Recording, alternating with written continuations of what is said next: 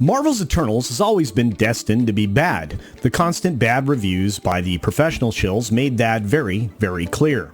The emphasis that was put upon this film was the political messaging, if not in the story, then in its actual marketing, which, let's admit, wasn't very effective. As for story, there wasn't much of one based on what the professional critics, shills, whatever you want to call them, actually called out in their reviews. They weren't wrong. Having been presented with this idea about 2 years ago or so, I saw it for what it was, a complete mess. It was no surprise to me that this film opened as softly as it did, but I was surprised to see how the spin has been working out afterwards. In fact, that's really kind of what the story is about today. So let's take a look, shall we? Here we go.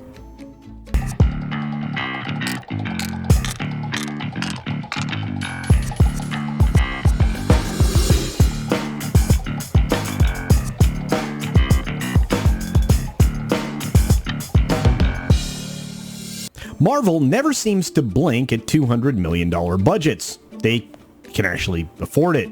But they also get help from corporate friends that actually make their advertising efforts go farther.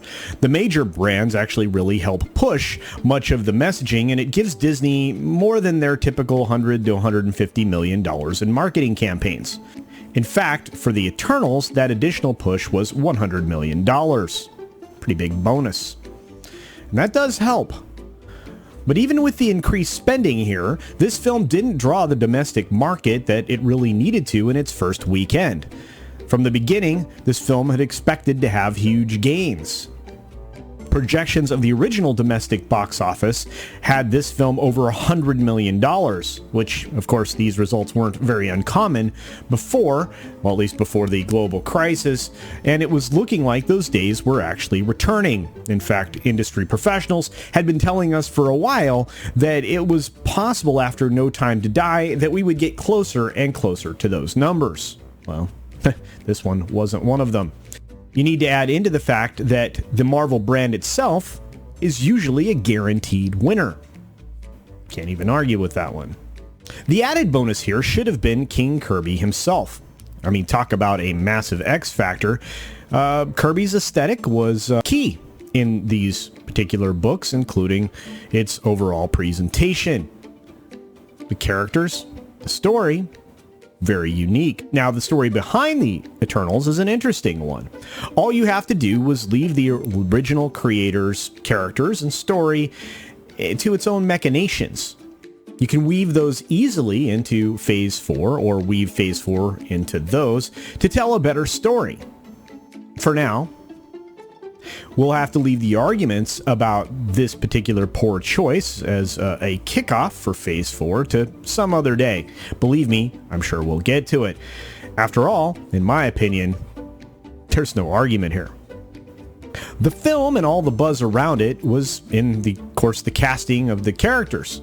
As I previously mentioned, the Rainbow Skittles was all that you were meant to know about these characters, which I think led up to a lot of problems for this film, at least in its presentation to a new audience who'd not really ever seen any representation of these characters before. Kind of an ironic use of the word representation. If there was a good story here, why wouldn't you lead with that? Why wouldn't that be your marketing campaign? The cast advertised that aspect of things as the sole defining element of this film. It's never a good sign, and the red carpet event yielded endless iterations of the word different. Different? This is a very odd word to promote this film. And we found out why.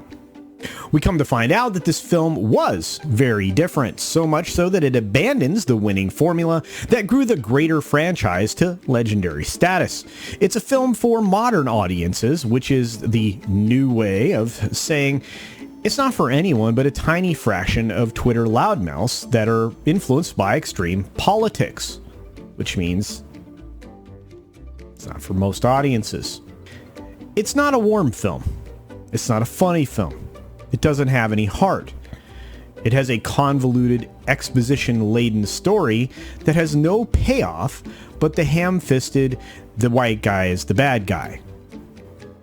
These are not my words, of course. These are simply the paraphrasing of many other voices that have been talking about this film for the entire weekend at this point.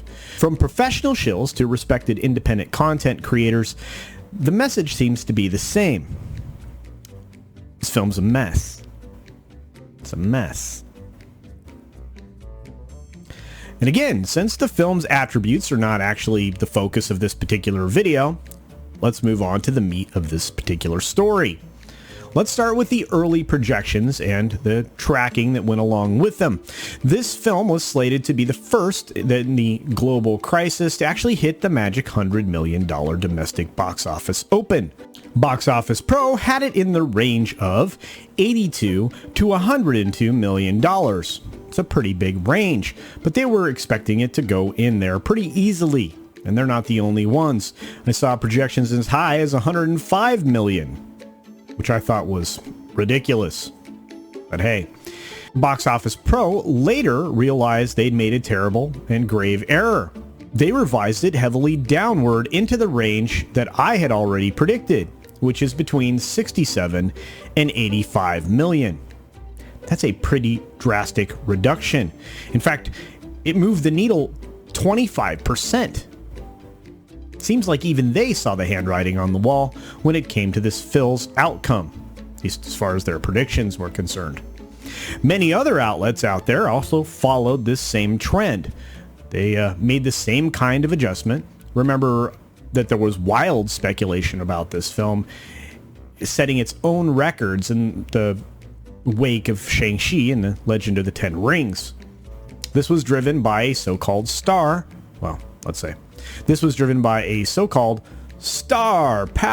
cast. Star-powered cast. That was funny, but ultimately everybody dropped their forecasts. Seems like the casting didn't work out to promote the film either. Then a strange new narrative emerged. It was having a huge international bow. International? Really? That's what you want to hang your hat on?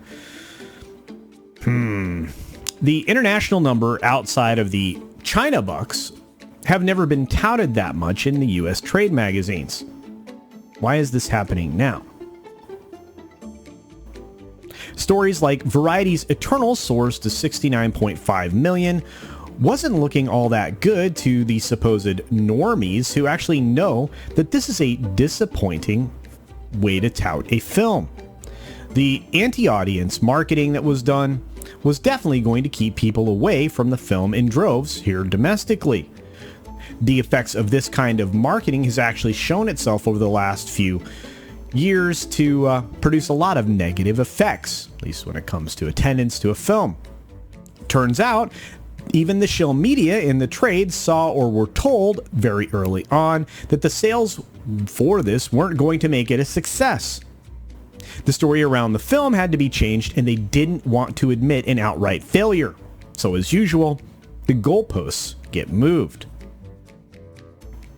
Screen Rant at least tried to approach this with some numbers and some logic, which is usually in short supply over there.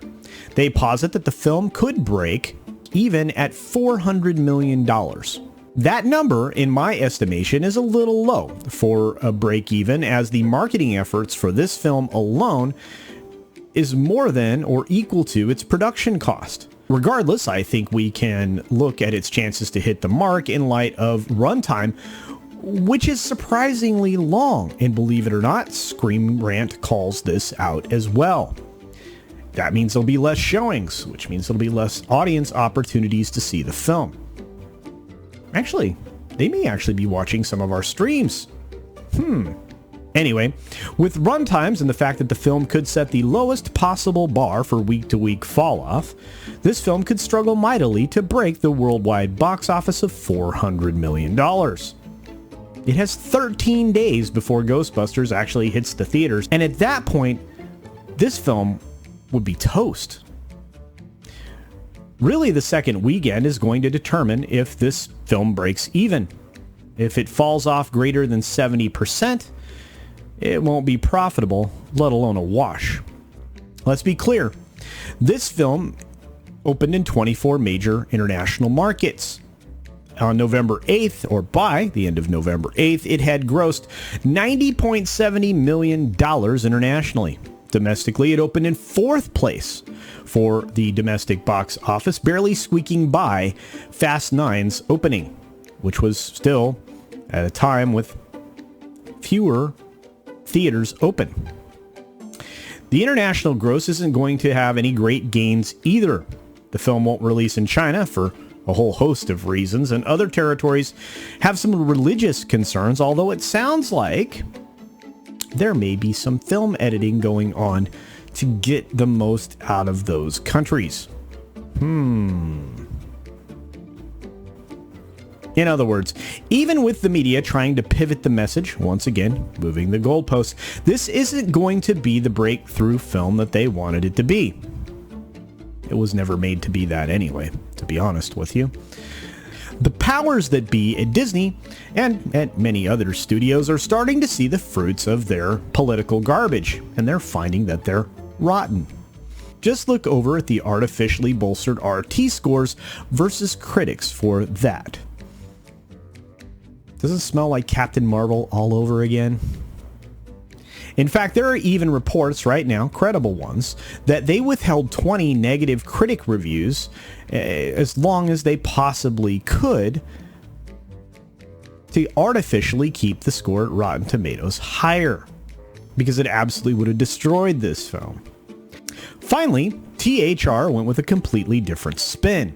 They say that even though the movie is trash, and again, they're touting the global box office, weird, the normal rules just don't seem to apply to Marvel. This means that according to them, this failure doesn't matter. But here's the real question. What do you think? Do you think that this may be the turning point for Marvel as far as their extreme political messaging? Or do you think that this film will make a profit? Or just break even? Or lose money? Please give me your thoughts in the comment box down below. I truly appreciate it. Not only helps with the algorithm, but it gives me a chance to interact with you. Don't forget to hit the like button if you liked the video. Don't forget to subscribe if you're not subscribed already. Be sure to support other independent creators here on YouTube, because they do not get the kind of activity that the mainstream media does, and I would just like to see that change. After all, YouTube was created by independent creators like you and me. And I'll end the video the same way I always do. Be sure to take care of yourself, take care of others, wash your hands, of course, because it's good hygiene.